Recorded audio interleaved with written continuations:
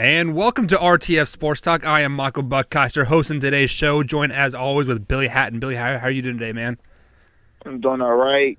Chilly over here, getting a little snow flurries outside. Doubt they will stick, but nonetheless, man, let's talk some sports. And speaking of weather, I think this is the first time that it is warmer here in southern Indiana than it is in Texas. It's like 50 degrees here today. It's beautiful.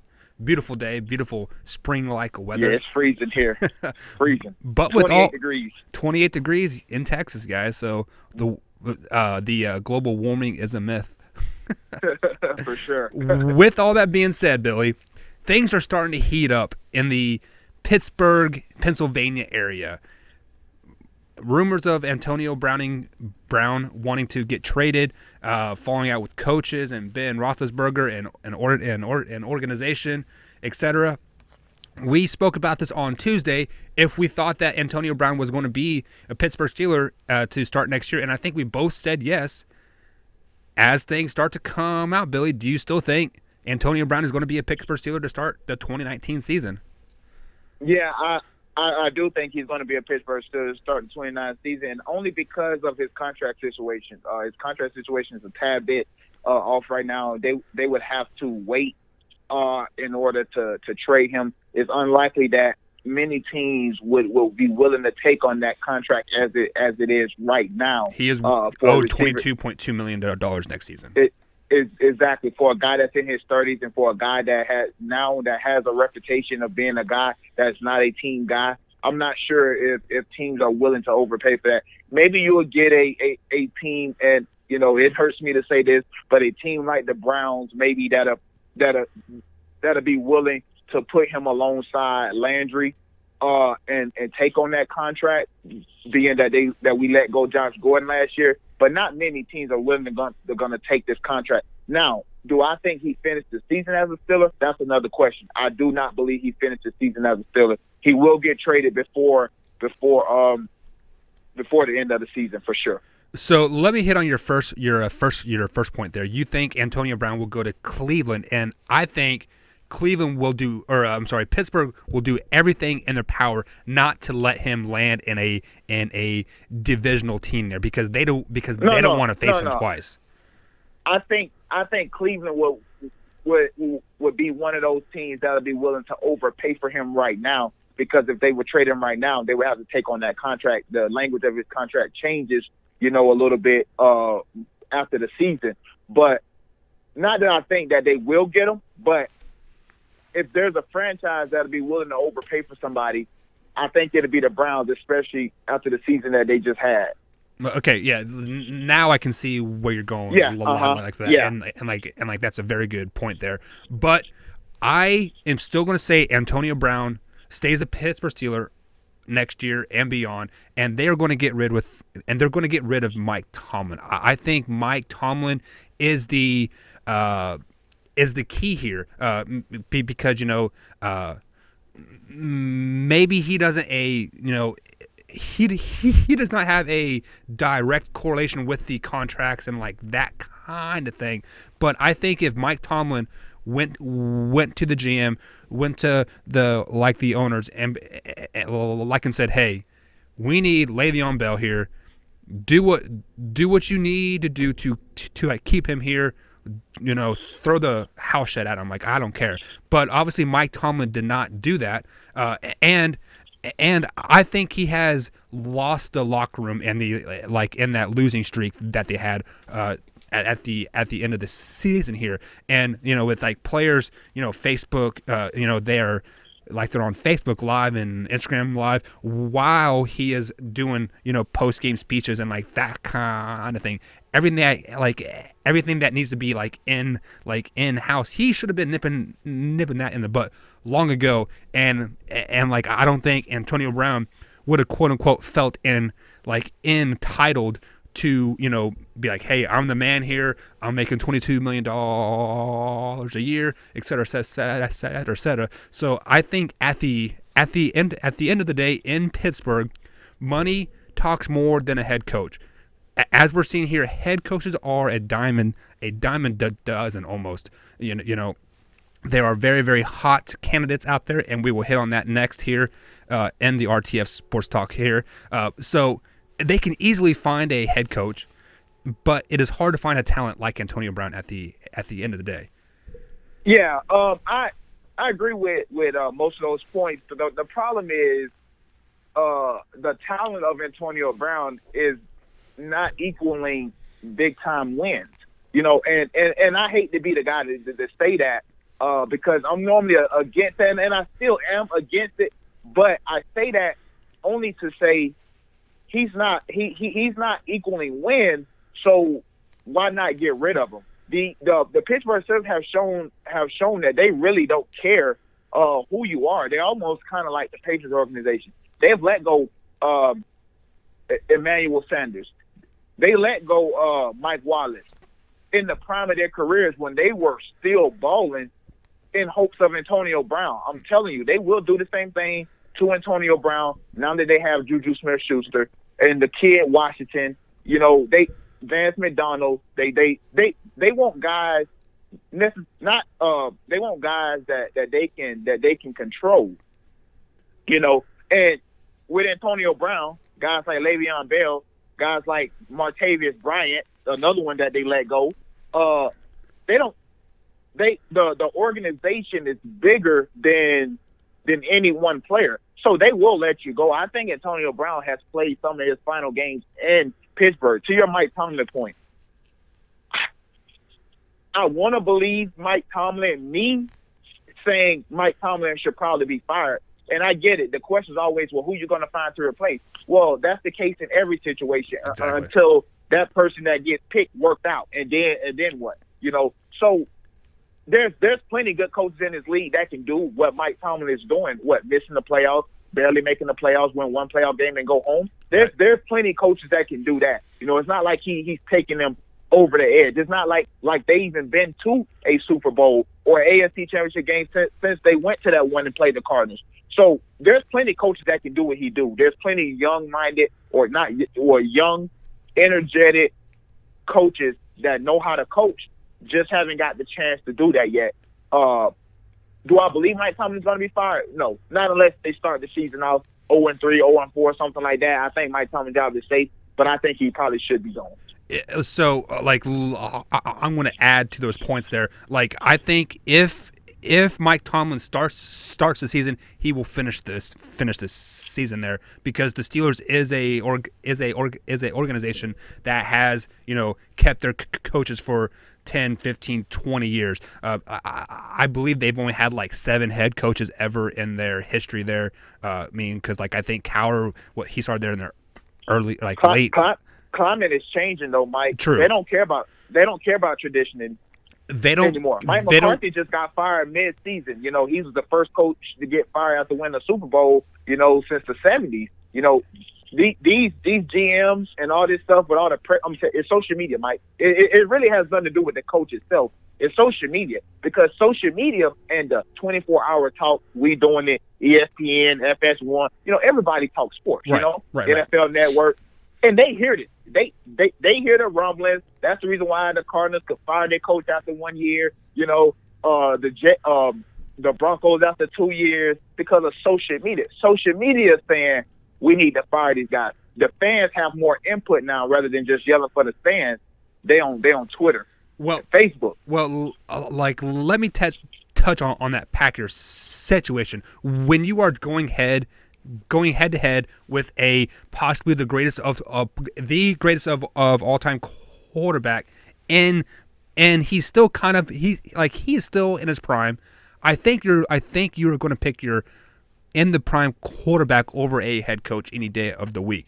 But moving on. Yeah, but they fired him in the middle of the season. Right. They could have just waited. They were out of the playoffs anyway. They could have just waited 2 games. Well, maybe they were trying to prep that, prep the team for a restructuring type of thing by firing the head coach and then cleaning house at the end of this season. But I can get that. But going back to Pittsburgh here, let's just think about this. Let's say the Pittsburgh fire Mike Tomlin. Ben Roethlisberger has been flirting with retirement for 3 years, 4 years. He retires. Okay. So you keep Antonio Brown, and you bring in a quarterback, a free agent quarterback. I don't know, Nick Foles. Bring in a Mike McCarthy or the Rams quarterback coach, Zach Taylor. Groom that quarterback with that great wide receiving core. Maybe Le'Veon Bell comes back to Pittsburgh. Who knows? That's not going to happen. Well, That's not going to happen. But I'm saying here, what if everything is correlated to Mike Tomlin? Le'Veon Bell isn't there because of Mike Tomlin. Antonio Bell or Brown is possibly on his way out because of Mike Tomlin and Ben Roethlisberger. If you clear both of those guys out, that opens up so many possibilities for the Steelers. They add that one missing piece, a great head coach, Mike McCarthy, a pretty good quarterback, Nick Foles, along with Antonio Brown, Juju Smith Jr., and James Conner. Hello, watch out. Well, I like that. I just don't think Le'Veon will ever be there. Le'Veon, I think situation is with the Rooney brothers. The same situation that Antonio Brown had a few years ago when he was on his contract situation. He was threatening to sit out. The same thing with Mike Evans when he wanted to get his money before they shipped him off to Miami. The same thing with Emmanuel Sanders before they shipped him off to Denver. It's their way of doing business. And I honestly don't really think it's Mike Tomlin. They threw Mike Tomlin in there because they say that Mike Tomlin, he sides with his quarterback. Yeah, I don't know if that really has any credence, with Antonio Brown on Mike Tomlin. We've never actually seen Antonio Brown blow up on Mike Tomlin. It's Correct. Always been on the offensive coordinator. It's always been on other coaches. It's been to other teammates. We've never really heard that spat with Mike Tomlin. So I'm not sure if Mike Tomlin is actually the problem. I think one, he's probably still upset from his contract situation a few years ago, and then they act like Big Ben never does anything wrong. They shelter Big Ben. So I can understand him from that point, just throwing Mike Tomlin in there because Mike Tomlin is the one that oversees that portion of things. Well, Le'Veon, go ahead. I think they're throwing Mike Tomlin in there is because of the Le'Veon Bell situation. He should have told those players to shut up when they were talking about a player's contract. But he was also talking about him too. Well, but I'm saying so that is why I'm thinking Mike Tomlin is the issue. It's because he allowed his players to talk about a player's contract situation, in-house stuff that needs to stay in-house. And then he is talking about it too. So, if all that stuff would have stayed in-house, I bet you would have seen Le'Veon Bell in a Pittsburgh Steelers uniform this season, honestly. So, Mike Tomlin is the issue. I don't know if we would have seen – I still don't know, Mike, if we would have seen Le'Veon Bell. Le'Veon Bell got some really, really, really good advice, and I mean really, really, really good advice on the surface to just the normal people, the people that don't really talk sports every day or talk sports in the manner that we talk sports. Yeah, they look at it, oh, man, he started out, he could have got $895,000 every single game, $14.5 million for the year. That's all they see. Man, that's a lot of money. What Le'Veon Bell was advised on is, listen, you can miss this season. You're in your prime. You're 27, about to be 28. You're in your prime. You didn't take no hits this year. You're in perfect shape. They have to offer you the quarterback franchise tender next year. You don't want to be here anyways. You're done. They don't want to pay you. They've already showed that they don't like to pay their players outside of Big Ben. You can get a quarterback franchise tender next year of $20-something million. We know they're not going to want to do that. So you're going to get your wish and get traded. So to me, Le'Veon Bell got great advice, and I don't think it had anything to do with Tomlin. The maybe the offensive lineman and Big Ben coming out speaking publicly, maybe that had a little bit more, because who wants to go run behind guys that that's supposed to be blocking for you that really don't like you? They would rather see you hurt. Yeah, exactly. But when I can take a year off of football, I'm going to get my wish anyways, because you have to offer me another franchise tender, which would be my third one, quarterback tag at this point. Or I'm going to get, or you're going to or you're going to trade me so I can get a long-term deal. So in the end, Le'Veon Bell wins this, and the Steelers really is gonna end flat, especially if they have to trade away Antonio Brown. So before we move on to the next topic here, Grand Hefe, let's say the Steelers don't trade Antonio Brown and he is still a Steelers next year. Does Antonio Brown pull what a Bell does and just kind of forfeit his money, pay his fines for the year just until they do trade him? No, because I think his situation is different because Antonio Brown is actually under contract. The problem with Le'Veon Bell was through with his contract and he never signed his franchise tender. So technically he was not a Steeler. Technically he was a Steeler, but he wasn't because he didn't sign any contract. So I think Antonio Brown has a lot more to lose than what Le'Veon Bell lost this year. Yeah, he has $22 million to lose this next season. Yeah, that's a lot of money. Plus, and he's actually under contract, so they can actually do more to him than they could with Le'Veon because, like I say, Le'Veon technically wasn't a part of the Steelers organization. Right. They removed him from their roster at one point. All righty. So speaking of players that are still on the rosters, rookies.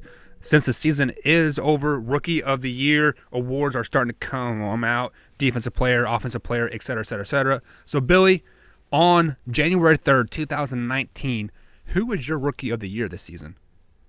I got Saquon Barkley. You look at what he did. You look at the team he was on. He was basically playing with a baby arm, Eli Manning. And they managed to win 5 games, just too short of Baker, the other guy that's in the running. But we're talking about Saquon Barkley, 261 carries, over 1,300 yards, 5 yards per carry average, 11 touchdowns, and then he added another 91 catches for 721 yards, 4 touchdowns. That's Le'Veon Bell-like. Le'Veon Bell is the guy that gets 200, 300 plus carries, plus 75, 85 catches. Saquon, 91 catches as a rookie, 352 total touches. Guess what, Mike? 0 fumbles. 0 fumbles. That's a huge stat. I don't know. That right there is a huge stat. 352 touches with 0 fumbles. That's amazing. Over 2,000 yards from scrimmage. I think it can go to either guy. I wouldn't be mad. Obviously, I'm a Cleveland fan. If it went to Baker or even Derwin James or whoever else that they got up there, because all the rookies this year, let's be honest, they played their tails off, all of them except for those rookie quarterbacks outside of Baker and Lamar. Really, nobody else. The quarterbacks didn't really live up to the hype, but everybody else did. Receivers, running backs, tight ends, the 2 tight ends that Baltimore got, the defense, everybody played well this year. It wouldn't surprise me if they gave it to somebody else, but Saquon, what he done this year, you can't overlook it, especially coming from a guy like me who said he really wouldn't do good in the NFL. Kudos to Saquon. Yeah, and I would definitely 100% be on that train if the Giants had more wins and they're like a playoff team. But since they are on a losing team, just like the Browns are, and like all that stuff, you have to go with the quarterback play because I think the quarterback probably gets the nod 9 times out of 10, just because how the team performs kind of correlates of like how the quarterback is like playing. Like I've seen many people saying that Lamar Jackson deserves the Rookie of the Year, and I just don't think that is a plausible idea because he played 7 games. So I mean, like you really can't give somebody that's played half a season Rookie of the Year. So like that's why I'm going with Baker Mayfield from the Cleveland Browns. He threw for 3,700 yards this season, 27 TDs, and he had a total season QBR of like 94. In the month of December, he threw for just under 1,500 yards, 10 touchdowns, and it had a QBR rating of 95. And he also led the Cleveland Browns to 7 wins this season, 7-8-1. Many people, besides us two, pretty much had the Browns at 3 or 4 wins tops, if I'm not mistaken. I believe Matthew Lyle only had him at 2 wins. Yeah, Like, Mike. like A lot I'm of people. mistaken. Yeah. A lot of people. Yeah. So were saying, can they just get to 2 wins? yeah. That'd be a success. And I don't know what roster they was looking at, but yeah. Yeah, but so say, let's give the people a benefit of the doubt. They were saying Browns would get 3 wins. He doubled that win total plus 1, 7 wins, and they could have very easily have had 9 or 10 wins if the ball just bounces one way or the other for them in those early season games. Speaking of his best 2 games of the season, yes, they both came in L's. One to Houston. He threw for 397 yards versus a pretty darn good Houston team, and then he had another great game versus the Ravens last week of the year for throwing for 376 yards. A playoff like atmosphere game. He definitely deserves the Rookie of the Year, 100%. And just to throw in here, his worst game of the season was against those Pittsburgh Steelers back when they were still trending up. He still threw for 180 yards and 2 scores. So Baker was definitely a highlight of the Browns all season. Definitely deserves the Rookie of the Year, I think. Yeah, I think he had a fantastic season, and then he didn't even start the first 2 games of the year. So who knows what would have happened? Maybe they wouldn't have needed that field goal in overtime to beat Pittsburgh. Maybe they would have beat them in regulation. 100%. Maybe they would have beat them beforehand. And then week 2 at the Saints. Who knows if Baker was in there? Whether that 1 point, that extra point that was missed against the Saints in week 2. Who knows what would have happened there if he was in there? I definitely Baker is a phenomenal athlete. That's I called it beforehand. The best quarterback coming out of the draft, the best player in the draft. Cleveland did what they were supposed to do and take him. Just for me, Saquon, for a running back to do this, he basically carried that team because Odell really couldn't do anything. He was hurt most of the season. Yeah, and then Eli couldn't push the ball down the field, so they ended up just shutting Odell down. And Saquon was the safety net. Every time you needed something, Saquon Barkley was there. First game coming out the shoot. He showed you why. They put a second round pick on. I wouldn't have went running back because they don't equal a lot of wins. Because you're so dependent upon somebody else to get you the ball.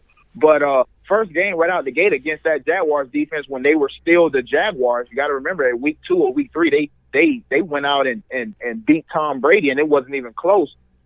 He had over 100 yards in a touchdown. So, and you can't overlook a guy that don't make many mistakes. 0 fumbles in this day and age for a rookie running back with over 300 touches. Give it to Saquon. I think that 0 fumble stat, say it comes down to one single thing, one single play, 1 second here, 1 second there. I think that 0 fumble stat will push him over the edge if it comes down to that. Agreed. So let's just stay in the NFL here, and this coaching carousel is starting to really take shape, really take form. There are offensive coordinators, defensive coordinators, college coaches, all interviewing for jobs right now. So, Mr. Hatton, from the reports that we've heard, who has interviewed where and whatnot, what coaches are the best fit for the teams that have already interviewed?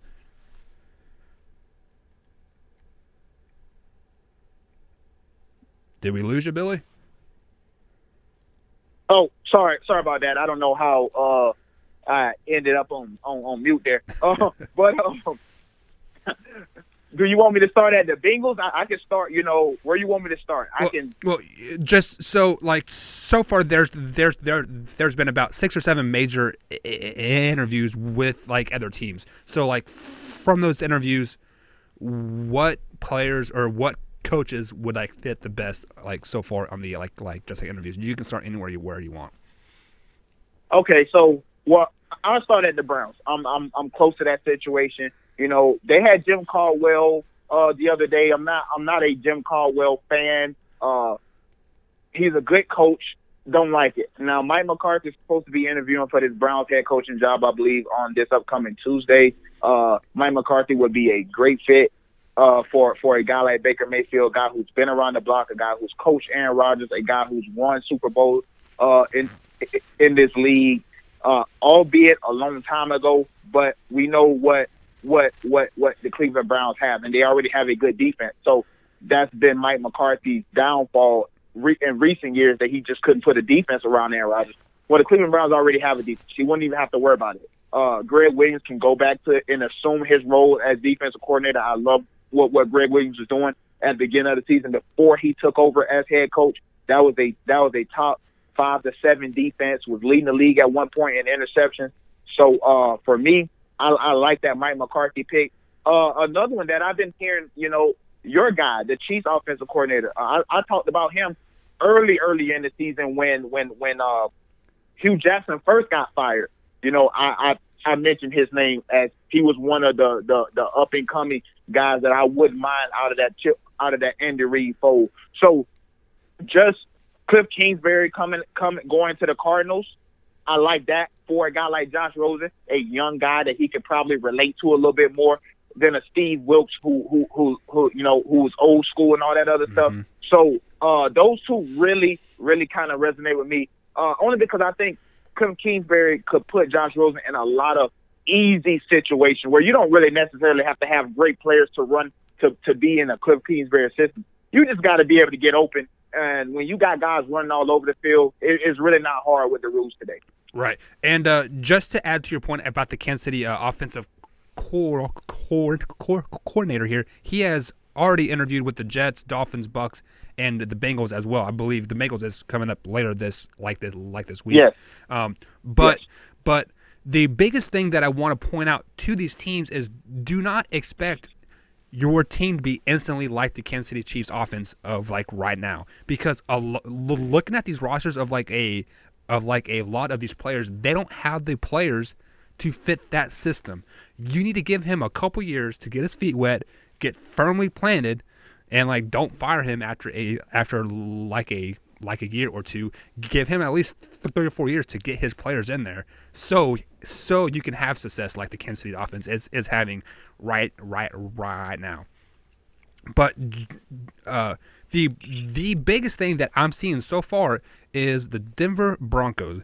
They're going to interview the Rams quarterback coach Zach Taylor. That to me is very, very huge, because that is what the Broncos have been lacking the last couple of years. It's just really solid quarterback play. So does that mean they keep their quarterback situation now? Do they keep Chase Keenum there, or do they go and they draft a player like the Duke quarterback or the Missouri quarterback, and then let Zach Taylor groom him like he did Jared Goff into a great quarterback? So like that situation kind of had me circling that. It was like if they hire Zach Taylor, what is that quarterback position going to do in Denver? I don't know if they will hire Zach Taylor for that reason that you just said. I think when you hire Zach Taylor, unless, to your point, they're going to go get a rookie quarterback this year, and he's already aware of that. I don't see a first-year coach, taking over a team that don't have a quarterback in place. That's going to be playing with a guy like a Chase Keenum. I think that'll go more for a Chuck Pagano, who they have reached out to, a veteran coach that can coach a veteran bunch. I think you get a guy like Zach Taylor, you're definitely going to get a rookie quarterback. But I don't see them hiring him before that happens. Or they will hire before that happens. But I don't see that happening unless they already know we're going to get one of these young guys. We're going to let you groom him. Right. The only thing that scares me about the Denver Broncos is like, what if they get the Chiefs offensive coordinator and say that Eric, he grooms his team into the Kansas City offense that like we're seeing now.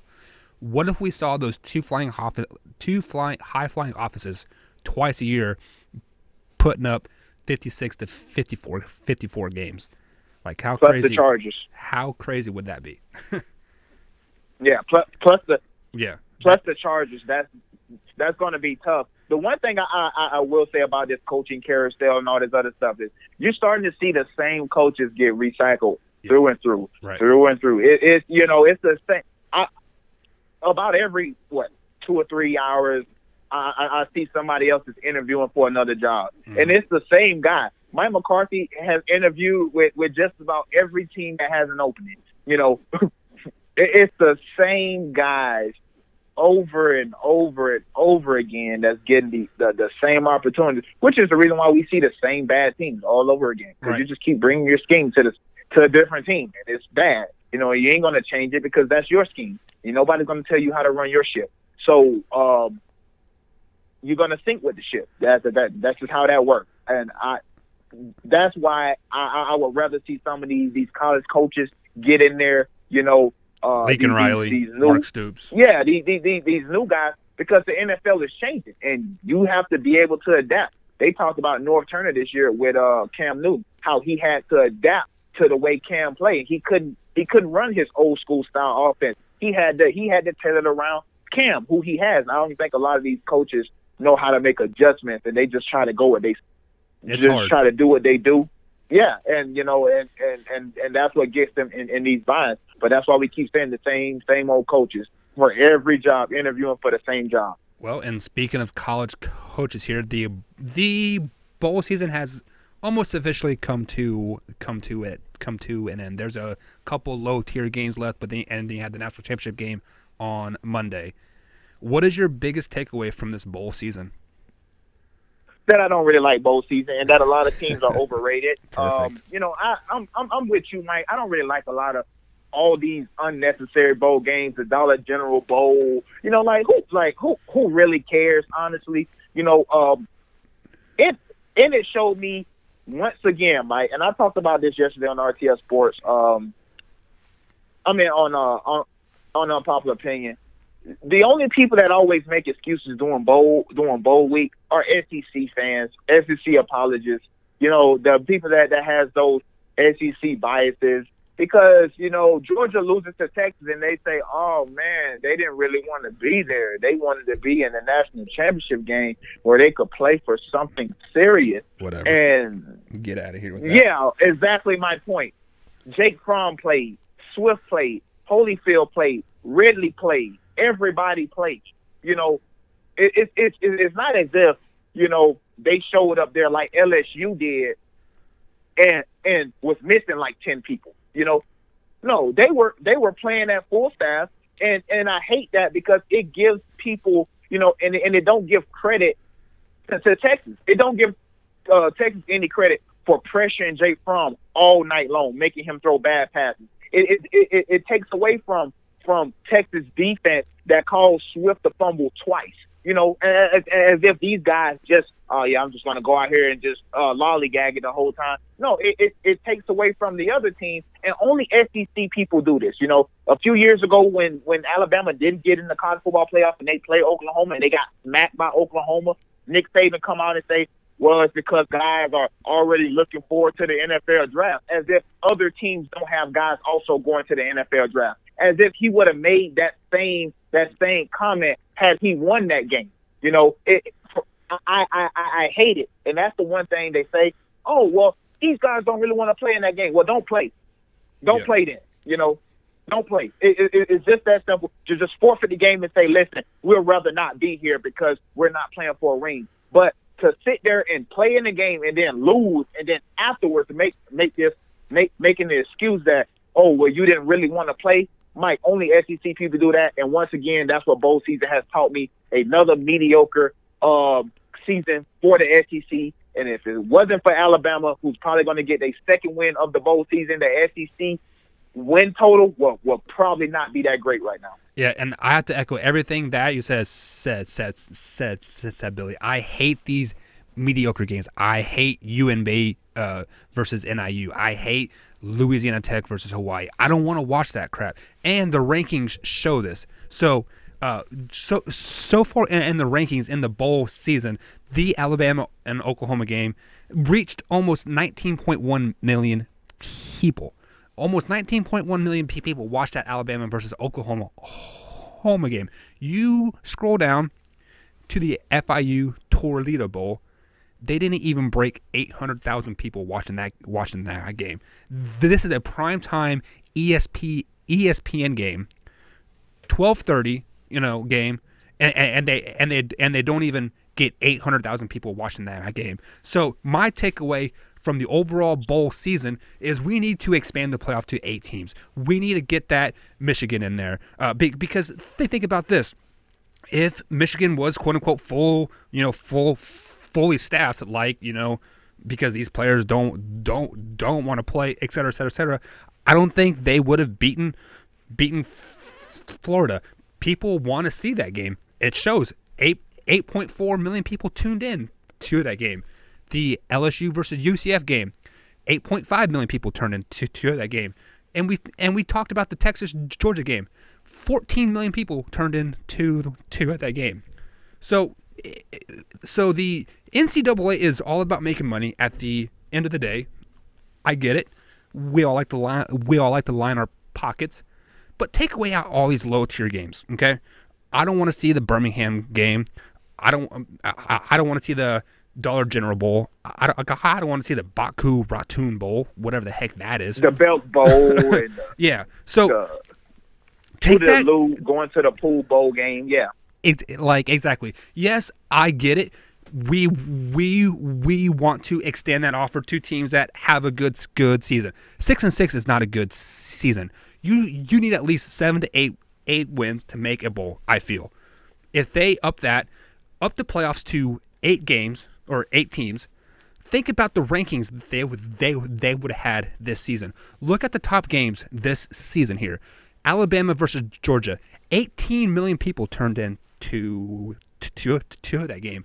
Are you telling me that 18 million people wouldn't have tuned into a number 1 Alabama versus a number 8 seed Georgia? They would have loved every minute of it. Michigan versus Ohio State. 14 million people turned into that game. You let either one of those teams in there versus Clemson, I bet you're sitting at 9 or 10 million. Texas, Oklahoma, 10.16 million people like in there. You let Texas into the playoff too, and they beat Georgia like they did. There's going to be a lot of viewers in there. So my overall take for the season: expand it to 8 teams, cut out all this 6-6 crap, make it so you at least have to win 8 games to make a playoff or make it to the bowl games. World be a lot happier, and cut out those 2 weeks like December 15th to Christmas time. I don't care about any of those bowls. None of them. Get out of here. I definitely agree with that. And to your point, Mike, about expanding the playoff to more teams, you see it, Mike, in these games that people deem great bowl games, and they are, the Peach Bowl, the Fiesta Bowl, Sugar Bowl, these games, the New Year's Six Bowl games. Guys are still sitting out of these games. So, that tells you guys really don't care. I get it. They really don't care and it sounds contradictory. They really don't care until unless they plan for a championship. So why don't the NCAA just do all of us a favor and do the same thing? To your Michigan point, we both picked Florida, I think, in that game just because all the people were missing. Yep. They had 4 defensive starters out. Yeah, there was missing Bush, their defensive captain, the linebacker, the 2-time All-American, the 2-time Big Ten Player of the Year. That's the guy that they was missing. Rashawn Gary, a guy who's probably going to be a top 20 pick in the NFL draft this year. They were missing him. Hickton, their running back, 1,300 carries this year. 200 and something carries this year. They were missing him. You won't get that if you can get to extend the playoffs. Because as you said, teams like Michigan will be in the playoffs. Teams like Ohio State will be in the playoffs. Teams like Georgia will be in the playoffs. And then there'll be no excuse then. Because I hate people that give excuses. And then I think these bowl games, quote unquote, if my air quotes here, meaningless, that's their excuse to say, oh, that's why we didn't play like we played all year, because it was meaningless. And I said it all year, Mike. The people that talk about the SEC like they do, Mike, they don't realize that there are good teams in every other conference. And the SEC is just like every other conference. Top heavy, and the rest are mediocre. And anybody can be beat on any given day. And just like that, guys, we're out. Have a good day.